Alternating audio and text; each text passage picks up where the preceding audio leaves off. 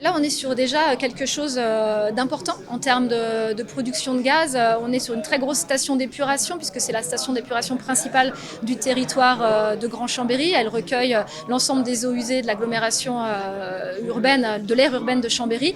Donc, ce qui fait qu'on arrive à générer quand même des volumes de gaz qui sont très importants. Et une fois épuré, ce gaz va permettre de réalimenter, une fois injecté dans le réseau de gaz GRDF, il va permettre de réalimenter plusieurs foyers en chauffage et en gaz, quoi. Alors ce projet, c'est un exemple, mais c'est un exemple qui montre que c'est possible, et c'est un exemple qui est reproductible.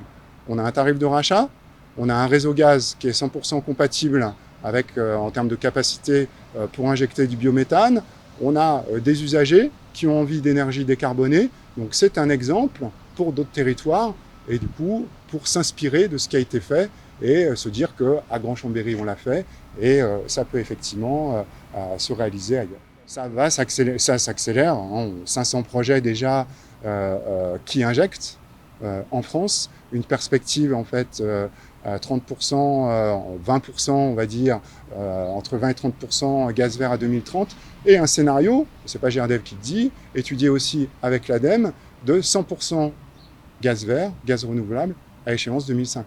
Donc on va vers l'autonomie énergétique.